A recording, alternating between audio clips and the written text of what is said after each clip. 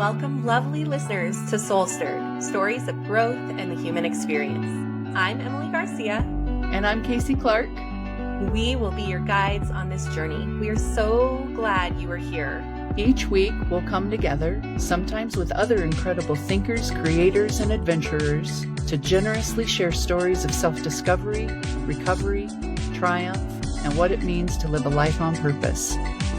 No matter where you are in your own journey, connection is here for you at SoulStirred. Settle in, take a deep breath in, and let's inspire each other. Welcome to SoulStirred.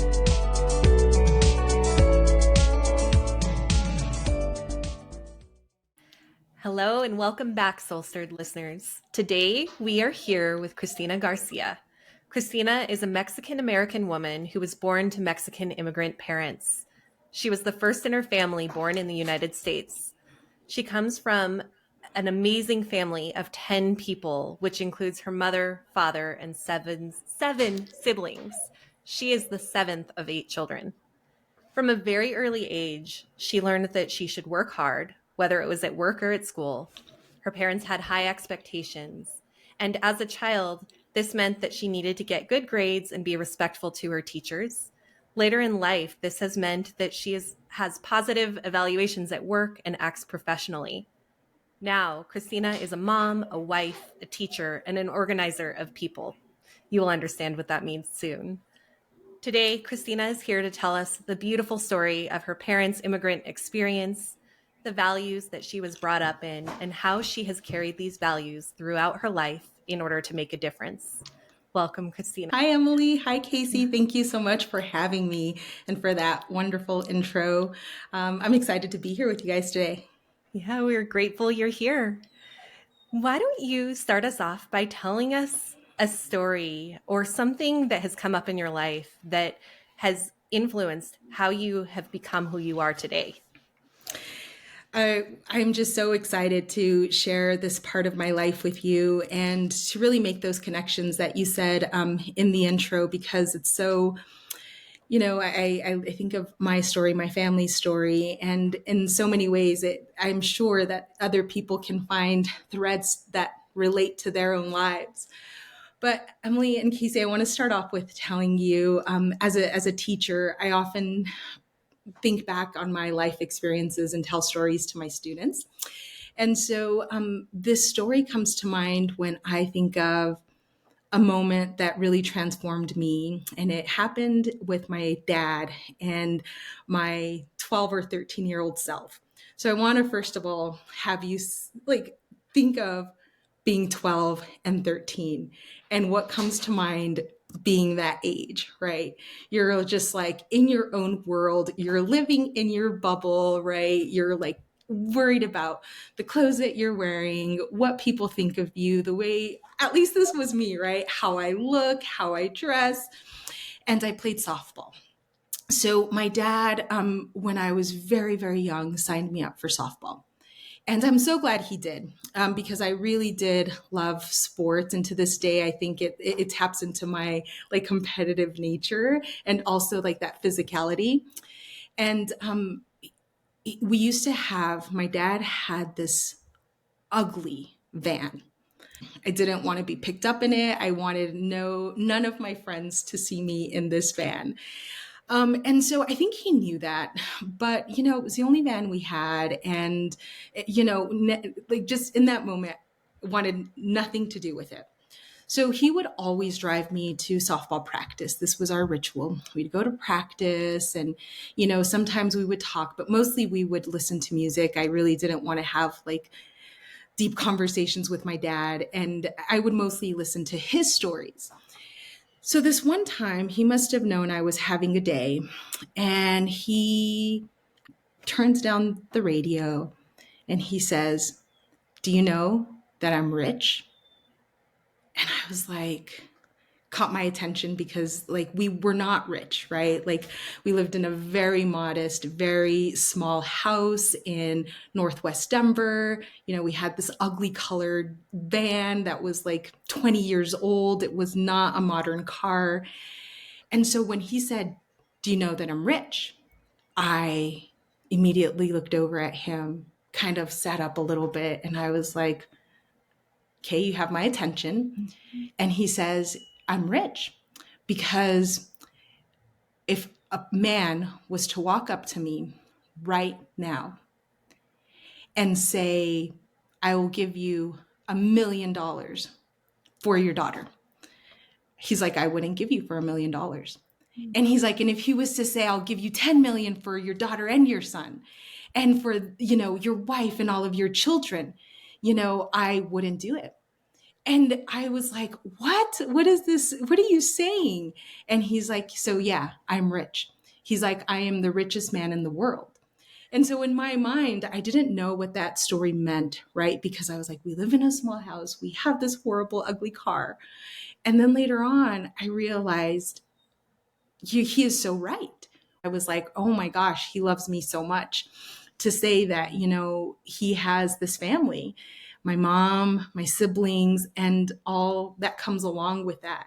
And that's kind of who my dad is. And it is the basis for who I am in terms of just my family. And now as an adult, I appreciate that, especially when, I have friends and family who say, wow, you talk to your parents every day. You have great relationships with your siblings. I think about that, and it fills me with so much gratitude to know that that is a form of wealth that is, priceless. Mm-hmm. And so, and it was that story that I often think about with my dad that fills me, and I just pause and think, look around, and I think, wow, I really got it. I am rich. Wow. Tell me more about your mom and your dad and where they Yes. came from and how they came, and give us the background and history of Yeah. your family and this wonderful wealthy man, Christina. Yes, I'm so excited to tell you about that.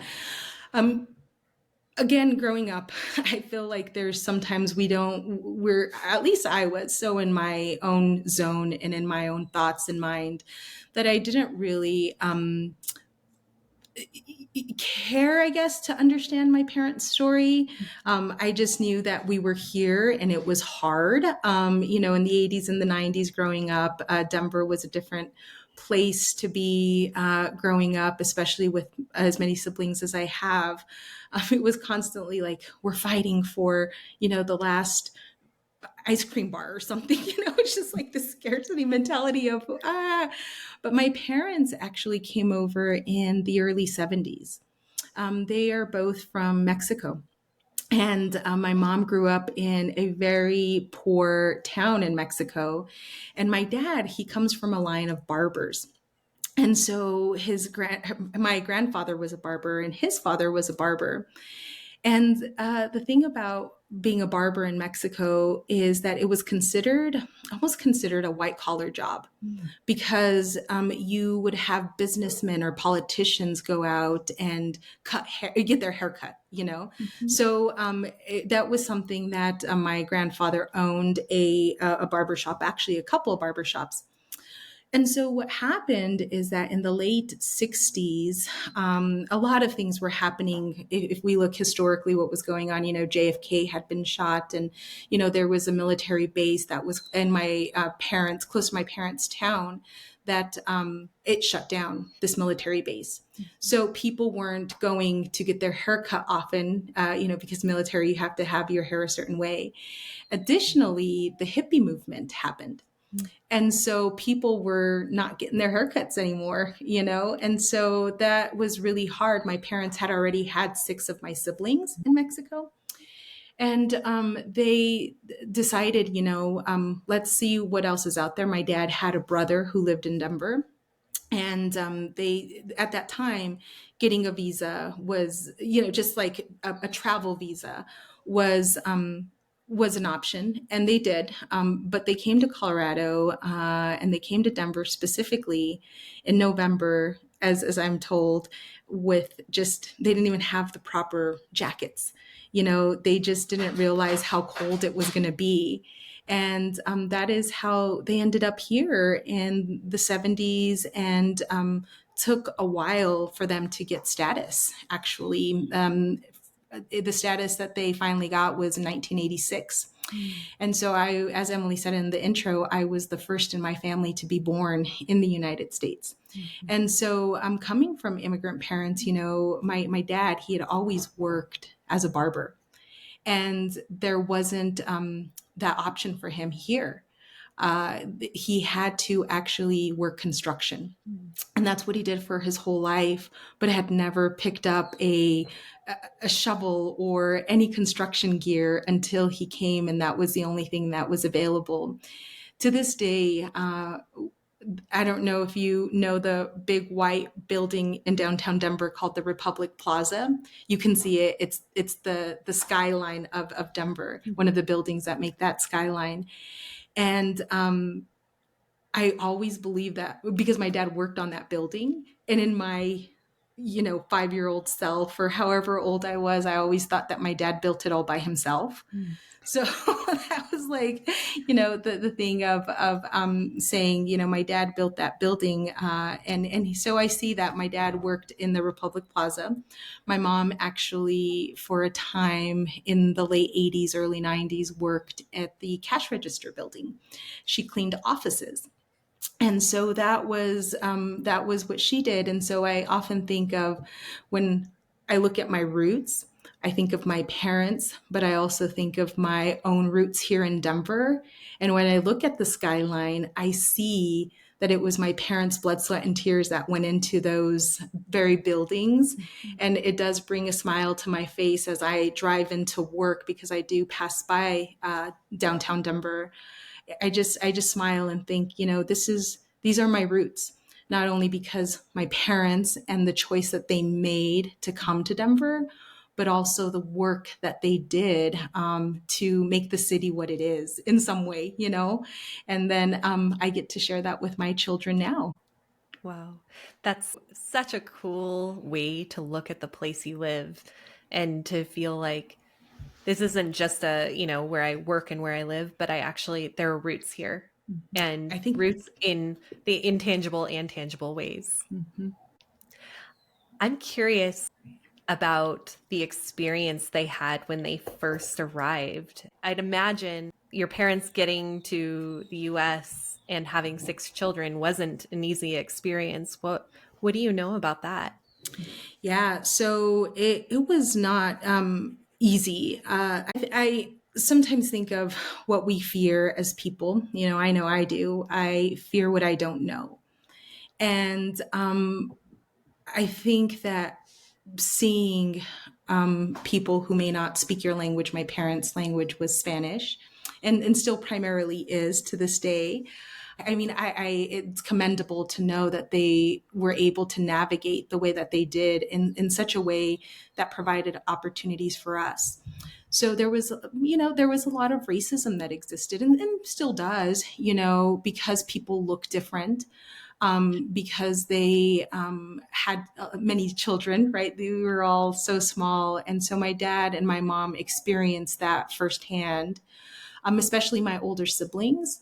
It was really hard when they went to school, not knowing the language, not having the adequate clothing, not dressing the part. They stood out. I'm just curious if you could tell us and our listeners a little bit about who you are in the world today and what's Yeah. happening in the world today, and then relate it for us to the sounds of these sturdy, wise, intelligent, strong, resilient, perseverant people who your parents were. I think of my family, obviously, that are the basis, the foundation for my values. And I keep going back in moments in my life when I'm paused and just like, where do I go? And I look at their example. I mentioned it earlier, of being of service to others. Because along the way, as I mentioned, they encountered so many amazing, wonderful people who helped. They were the teachers. They were, the people at church or whatever space. And they themselves, in the moments when they had nothing, they continued to give.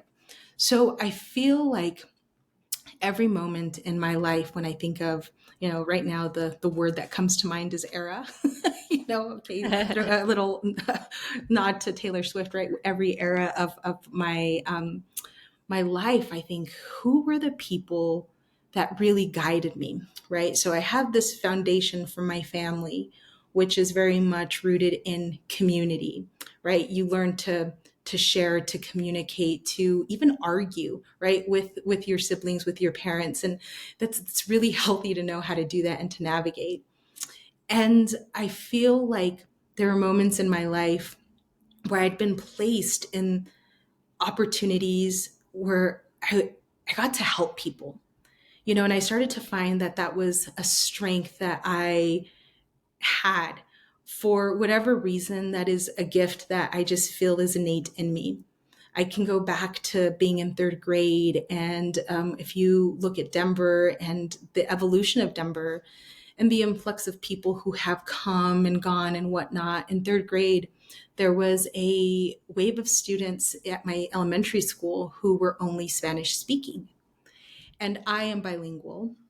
And so I remember that my teacher was she would so frazzled because she didn't speak Spanish, but she knew that she needed to instruct these students. And I remember that I felt such empathy for these two young men. There were two boys, my classmates, third graders. And I remember taking the initiative to just sit next to them and explain things to them. Like, this is, and just translating the activity, the worksheets. And I remember the look that they felt of just somebody, their classmate, sitting next to them and helping them, right? So it's like one moment that stands out in my mind of okay, I helped, I taught them, I was in this moment, and I was of service, like that felt really good and built my self-esteem and was like, oh, okay. Mm-hmm. And then later on, as I went through middle school and even high school, there were always these moments where I would catch myself explaining things, taking the time to explain things to friends, or just to have a conversation with mentors or teachers. But I always remember when I was going to college, I was sitting with one of my siblings and I was trying to decide, there comes a time when you have to declare a major. At that time, we didn't have the internet catalog to go through. It was like this physical catalog that you had to look through. And I was like, I'm really horrible at math, I said. So I can't be anything that's like math related, right? The stories that we tell ourselves. Yeah. Because now I'm like, actually, I'm okay at math. Yeah. Just like, it was just so funny. But I was like, I can't do math. And so my sister was with me and she was like, okay, what about this? And she's like, oh, no, that has math, too much math. You can't do that. And so then I was like, okay, what about a teacher? And then she looked at me and she's like, do you want to be rich or do you want to be poor? And I was like, I want to be rich. And she's like, then you can't be a teacher. You can't be a social worker. You can't be any of these things. And so, right. But my sister, she was young herself and she's advising me on like my life path. Yeah. So I was like, okay, I can't be a teacher, can't be a social worker, can't be anything that helps people because I'm not going to be rich. So I was like, okay. So I went and I majored in business. And I thought I'm going to make money, and hated every day of business college at my university. I was like, what is a T-graph? Debits, credits? Oh my God, I had no idea what that meant. And so once I graduated, I entered the nonprofit world and found so much of the things that I was good at naturally were starting to come up in these places. And I was like, oh, I like doing this. I like doing that. I like helping people. And it really has come full circle. I have been teaching now for 15 years, and I feel that I maybe am not, like going back to the lesson of my father, right? Like I may not have like, ooh, like I'm not like doing this all day long, like I just like, money, like just handing out the bills. But I am so fulfilled in what I do that I get to work with students that I get to work at the school that I work at. I just feel like that is the cherry on top. Mhm. It is aligns with the values that I grew up with. And I just feel like this sense of purpose when I think back, and I'm like, of course I was meant to do this. Mhm. I was meant to be in this place. And it's so funny because I often tell my sister, like, why did you tell me not to do this? And she's just like, why did you listen to me? So, Yeah. nobody told you to listen to me. Yeah. Who knew what I didn't know what I was talking about. She wasn't wrong, right? Yeah. We don't Yeah. pay our teachers or our social workers or our helpers or healers in this country at the same level as the value of the impact that you're having and they're having on a daily basis. And back to your dad, you were already rich. Yeah. You just Yeah. didn't know it yet, right? That's so true. Yeah. I did not know that. And of course, it was meant to be. I was thinking earlier, I was with my parents because it's my mom's birthday. We went out for brunch, and I was just having small talk with her of, how did you celebrate your birthday when you were a child? And she got really teary eyed, and she says, oh, they didn't even remember sometimes it was my birthday. She grew up so poor on a ranch, and just didn't have the luxury of even having a doll. She said that all she wished for was a doll when she was a child. And then she says we didn't have birthdays because they were poor and they were sad. And then I let her have her moment. And then I looked at her and my dad and I said, and to think now we're here sitting in this restaurant having a meal. And she's like, I never thought that this was going to be my life. And so as I am sitting across from her, this grown woman, I'm sitting there and I'm just like, I'm a grown woman. And there's so much gratitude I feel, for just their story and their journey to get to this place and what they've created and how they've done that so that we can give forward and we can keep paying it forward. I just think that is really such a gift. And I often think of that when I'm looking at people who just want a shot, and all of the helpers along the way that just see that. And for some reason, it takes just this moment to provide something or to steer them in the right path. And then lo and behold, they will feel that for generations to come. At least that's how I feel.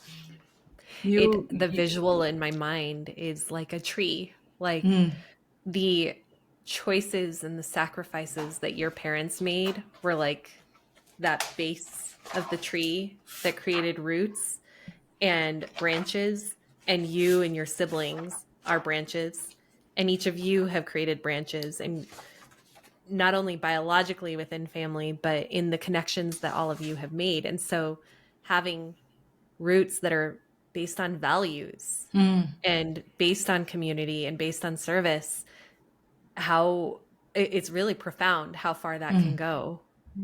Amazing. I think that that's right. It's so the visual that I use, Emily, when I think of, the conversations that I have with my children. I have 2 girls, and they often will be in a moment when we're in the car or maybe just, when we're alone, and they'll say things about, oh, I love our family, and it's just not this, my husband and my girls and I, like the 4 of us, it's the whole, to your point, like the whole tree, all of the branches. And so I think when I look at myself, going back to Casey, like who I've become and how I've evolved, is, we all have these moments, and the people who have helped those moments where the path could have been this or that. And I go back, and it's kind of funny that you mentioned that, Em, about the tree, because look, I have a tree right here. Oh, Like, this is my visual of just, I have this notebook that I sometimes, just journal in or write in. And it is this tree analogy. Those roots are so deep, and I look at my parents and the fortitude and the insight that they had to, and not only the insight, but like the foresight, right? To look ahead and to say we have to stay grounded. We have to stay grounded, because then you stay the course, you plant those seeds, and then you do see the fruits of that labor. And I'm living proof of that. My children are living proof of that. I was just recently talking to one of my nieces who is 34, and she works for a construction company, and she's pretty high up in the company. And she recently wrote a little bio and cited my dad's story about working at the Republic Plaza. And she managed this huge project of a building that was off of 15th in California downtown. And in her little bio, she says, but to be fair, my grandpa has still got one up on me because his building is still taller than mine. Nice. Wow. So I think that's just so sweet to know that we all do come back to Our roots. Our roots. Yeah. Our roots. I imagine for your mom and dad, you and your siblings and your nieces and nephews are their dream come true. You are their why they made the hard journey from Mexico to America, why they persevered and forged ahead to make a better life and give opportunity to their children. I want to shout out happy birthday to your mom too. Oh, yeah, thank you. She's happy so birthday. Sweet. Yeah, she's so sweet. She is so sweet. The phone was just ringing nonstop this morning, and just a testament to what a rock she has been. Is this partnership, and also the example of their life. Of just always giving.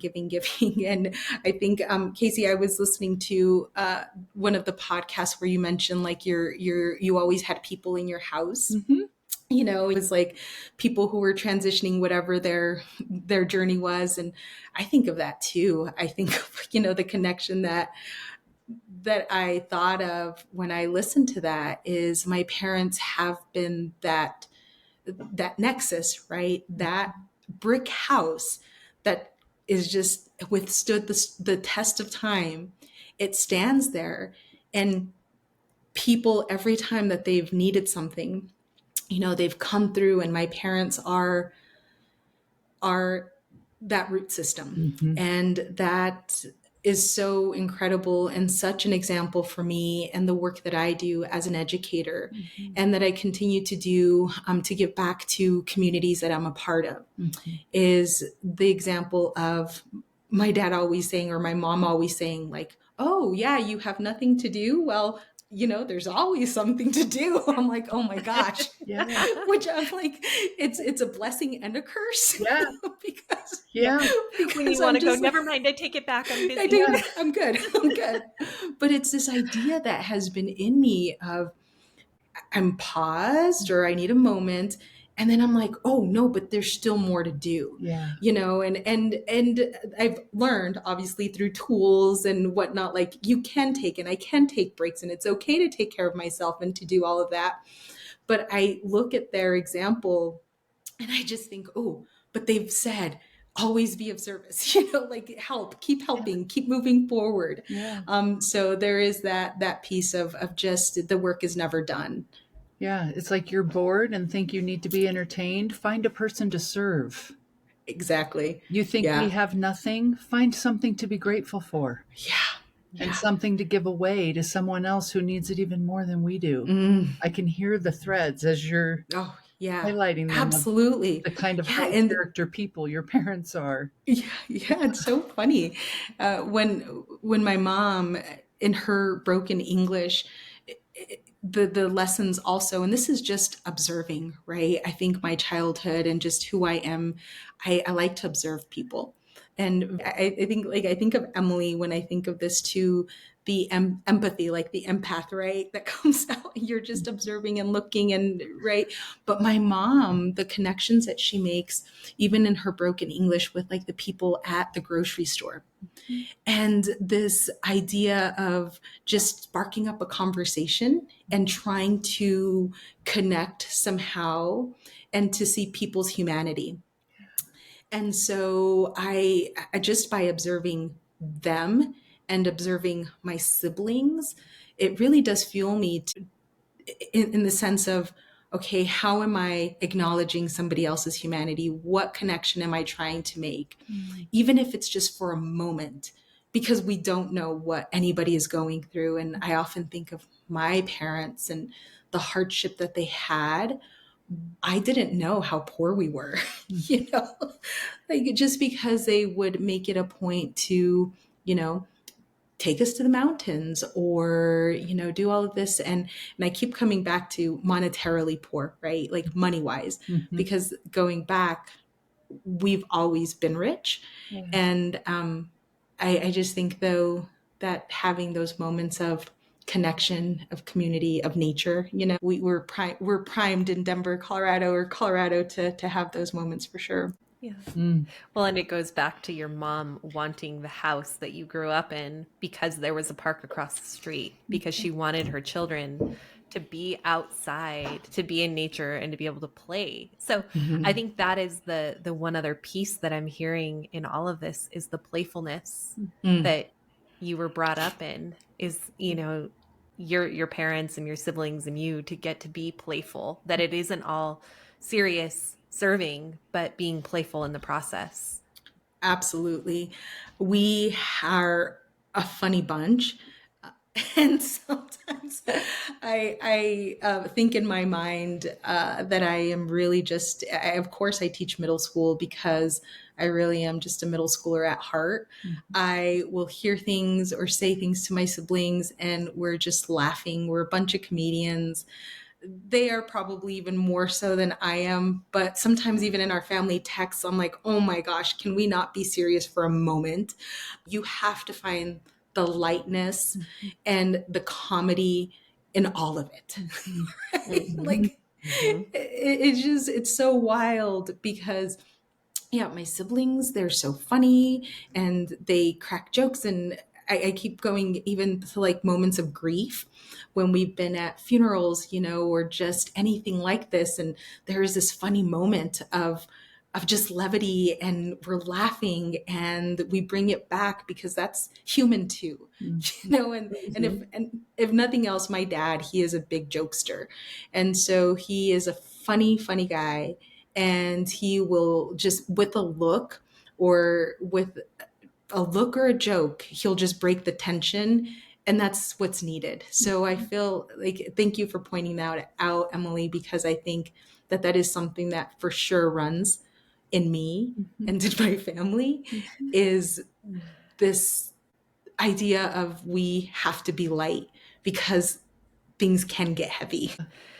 Is there anything that we haven't asked you about that you want to make sure you share? Well, first of all, again, thank you guys so much for having me on and allowing me to talk about my family. I do feel like that is my grounding place. As we've said, the roots go deep. I think that as I've grown and matured and am at the age of, what I want to leave with my children. And, my husband and I, we talk about this too, what the legacy that we want to leave. And in my culture, in Mexican culture, we celebrate Day of the Dead. All of the customs and all of the traditions that we have, they are so beautiful because they're rooted in this mix of everything that is Mexicanness. So it's the indigenous, it's the European, it's the, all of this mix of culture. Because when you go to Mexico, there is like everything, right? It really is like, I feel like Mexico is really the melting pot of a lot of cultures. So I think for me, and when I look at my own children, is leaving those roots firmly planted and making sure that they know where they come from, not only in the family, but also our heritage, because everything has an origin story. Like our origin story is my mom and dad and the journey that they took to get to Denver, Colorado, the roots that they planted. But beyond that, there's a whole culture that has followed us. And it's a really hard place to be sometimes, when you have these different identities, but also different cultures. Right. And I've learned to embrace that as I've grown up. And I owe it to my family and to my parents specifically, because they're like, be proud. Yes, we're going to do this thing because it's part of our culture. And they made it a point for us to practice these traditions. And now I feel so grateful that I get to pass that along to my children. Even the language. Yeah. I am bilingual. My girls are bilingual. And the fact that they can communicate with their grandparents in their language, the fact that we have these really interesting traditions based in our Mexicanness, that sometimes may not make sense, but it's like, be proud, and I love that they have that. And I love that I have that. And that's what I like to share with even my students, is I'll say, this is my culture. This is who I am. I am sharing this with you. To circle back, Day of the Dead, when all is said and done and we are no longer here physically, it's the stories that are told and what we know about each other and the legacy that we left and the impact that keeps us living on, And so that is something that I value. I am so lucky and blessed, rich, whatever you want to call it, that I have the roots, that they are strong, that they are grounded, that there are times when this tree may give out lots of fruits. Other times it may be bare, but it is there and it'll keep coming back. Obviously, right now in America and the state of our union, immigration is a hot button topic. As I'm sitting here listening to you and with my eyes watering up as I hear you talk to me about wanting to share the roots of who your parents are with who your daughters are becoming as women and people, I think to myself, what a huge miss for all of your seventh graders, for your daughters, for me, for our SoulStirred audience, if we had missed out on knowing you and having you. And if we had kept your parents blocked behind some sort of wall, you wouldn't be here. And so I just wonder, what do you make of that? And what would you like to say about any of that? Well, yeah, absolutely. Immigration and immigration issues are a big part of what I do in my life and personal life.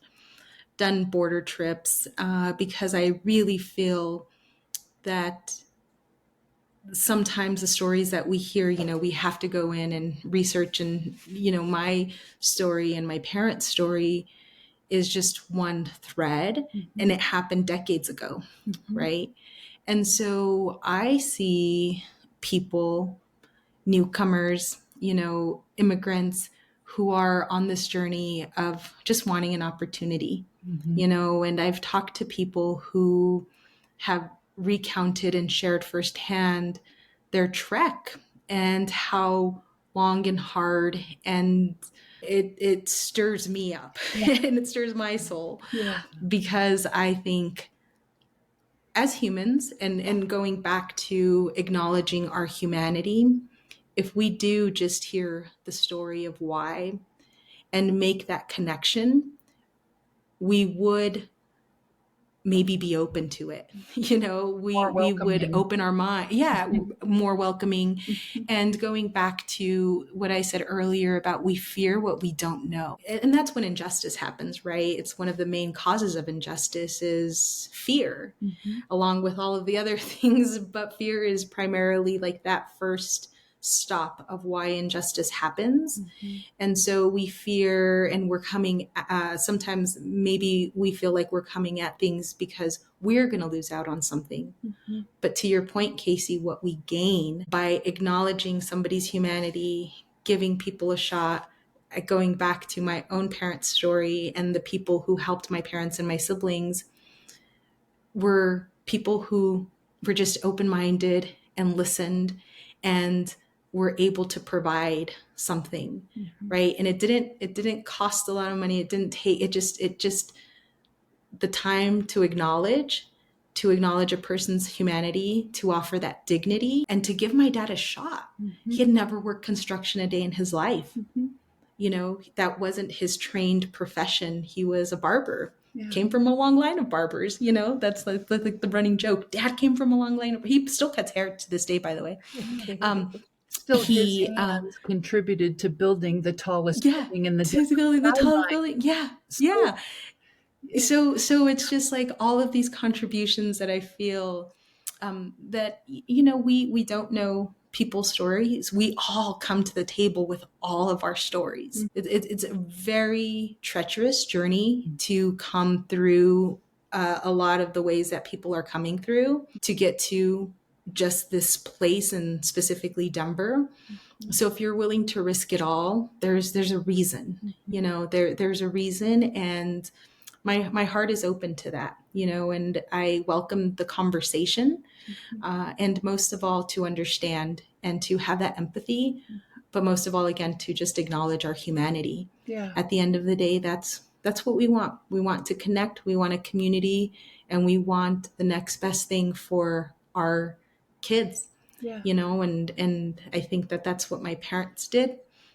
And that's what they're doing to this day, you know, by just existing and being. And my parents, they are faithful people. So they constantly are praying for the newcomers and immigrants. And I'll say what my dad says.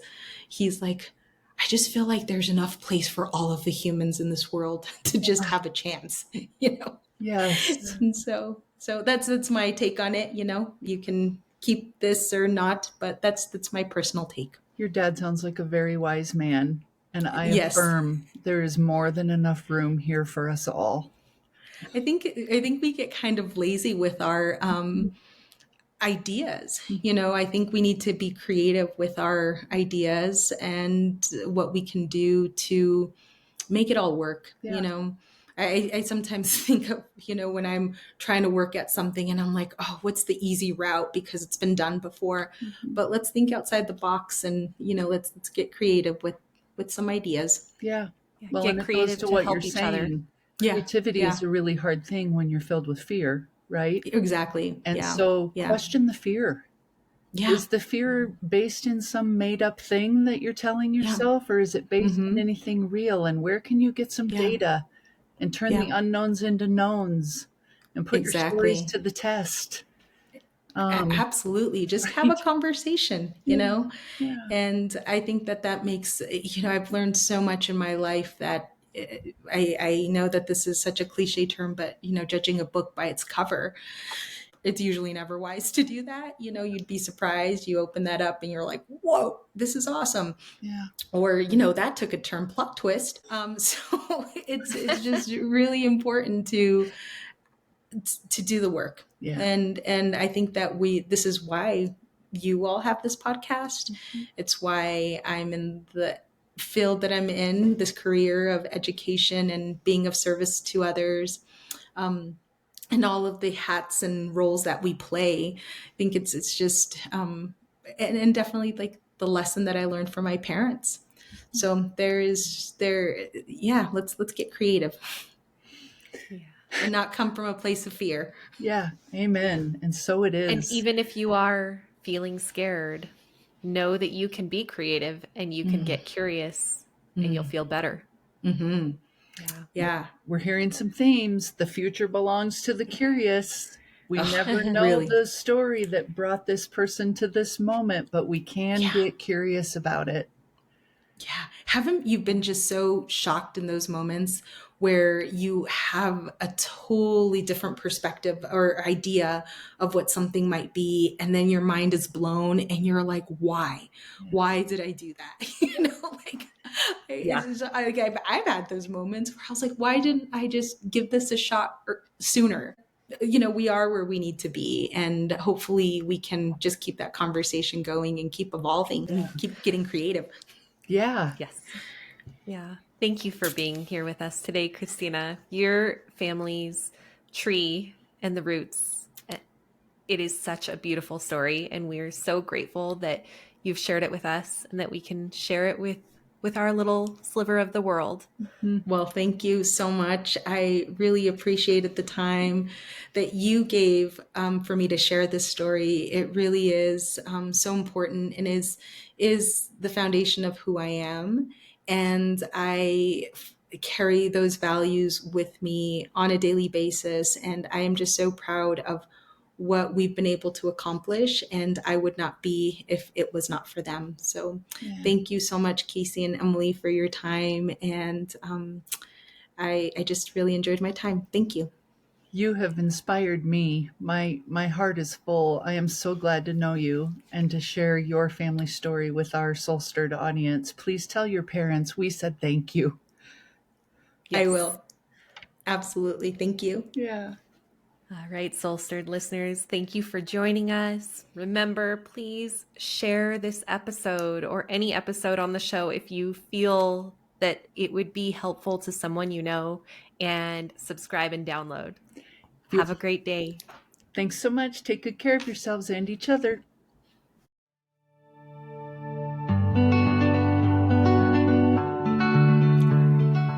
Thanks so much for joining us on this episode of SoulStirred, Stories of Growth and the Human Experience. We hope our stories have touched your heart and sparked reflections in your own journey. Remember, while we are therapists, we are not your therapists, and this podcast is not a substitute for therapy. If you find yourself in need of professional support, please don't hesitate to seek it. Your well-being is important, and there are professionals out there who are ready to help. We encourage you to carry the spirit of growth and connection with you. Life is a continuous journey, and we're honored to be part of yours. Stay tuned for more captivating stories in the episodes to come. Until then, take care of yourselves and each other.